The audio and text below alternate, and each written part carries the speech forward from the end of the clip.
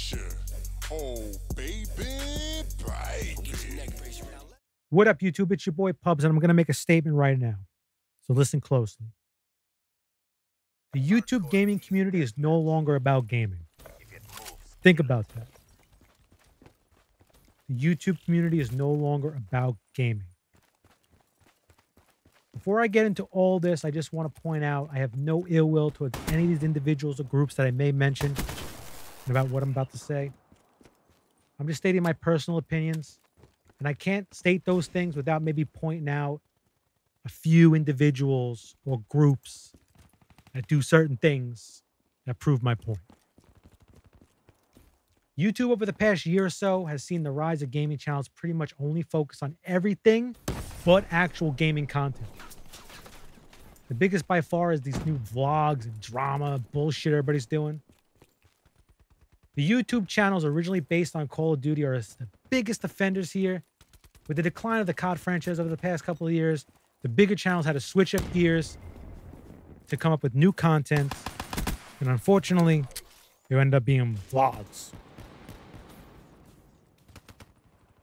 However, this new content has very little to do with gaming, yet their channels are still listed as gaming channels.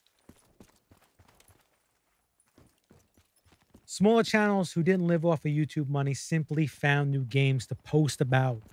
Or they just posted less about Call of Duty in general. Everybody's seen the decline. It is what it is. But the bigger channels who created a lifestyle based off of their YouTube income needed to find a way to keep that gravy train going. And they had to do it without COD. Now, that's not a bad thing. I'm not saying that's a bad thing at all. They created a strong brand. They were making enough money off of YouTube that they could support their lifestyle and pay their bills. That's not a bad thing. I think we'd all enjoy something like that, right? What's bad about it is, though, they are still considered gaming channels on YouTube. Basically, as these bigger channels found themselves moving away from actual gaming content, they sucked out all the oxygen out of the YouTube gaming community for the smaller channels to bubble up and prosper. The bigger channels are still sponsored and endorsed by these gaming companies, yet they aren't even playing actual games. Scuff, G Fuel, Razer. They sponsor people who they sponsor vloggers. You got FaZe promoting and living in a house paid for by G Fuel. Yet pretty much everybody in that house is basically a professional vlogger at this point. So my question is, do vloggers need G Fuel so they get themselves all focused for their vlogs? I mean, you need a lot of focus to work on those clickbait titles, right? You have Activision giving these types of channels crypto keys. Yet these guys haven't played or posted Call of Duty content in so long. Over 90% of their videos are vlog-based. Yet Activision goes out of their way to give these big channels crypto keys. So hopefully Activision can sell more crypto keys to little kids who look up to these guys. Some greedy ass shit. The point I'm trying to make is that especially in the COD YouTube community, bigger channels have put a death grip on the smaller channels by not moving aside once they stop posting actual COD videos on their channels. It's another reason why the COD community and the YouTube side of the community is so toxic.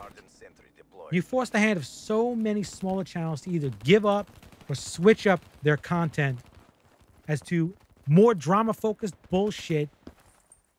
You force smaller channels to chase that trendy topic bullshit than rather to continue to focus on actual games they enjoyed playing. It all brings me back to my original statement. YouTube gaming is no longer about gaming.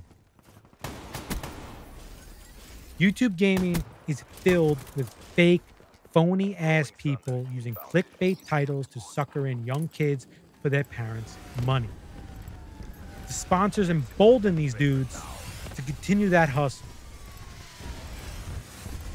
I see some of these videos these big channels are putting out lately, and I'm baffled that people actually continue to support these guys. It's a real goddamn head scratcher. The manipulation to con young kids, young minds out of their parents' money is on a level that I can't even begin to understand, nor do I want to understand. Worst of all, now hear me out. Worst of all, it's not going to change no matter how many channels make videos like this, pointed out, clear as day. It's not going to change. Google and YouTube make so much money off these big channels that in their eyes, they do no wrong. Regardless if they break the terms of service or not, these channels are big earners for them.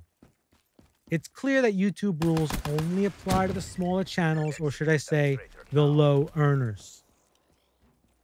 To me, YouTube is like the mob in a way.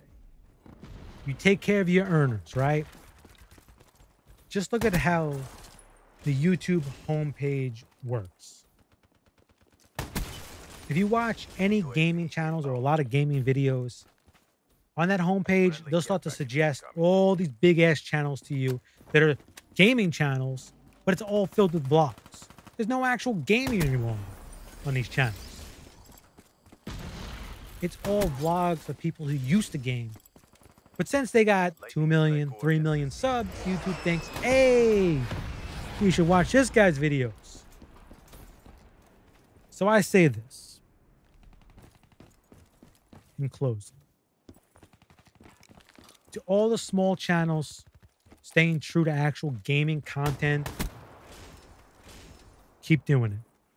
Keep making those videos that you enjoy making, you're passionate about.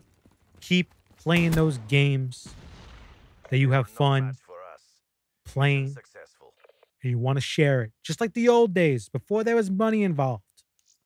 That's how you should treat your channel. Be consistent. To all the gamers, I say this. Support the channels that are real people sharing their passion of gaming and of YouTube. Avoid those big channels that just want your views, where they want you to buy their shirts, where they want you to buy their sponsors' products. So think about that. The YouTube gaming community is no longer about gaming. I'm your boy PUBzZz, and I'm out. Until next time, stay real, keep it real, and I'll do the same. Peace.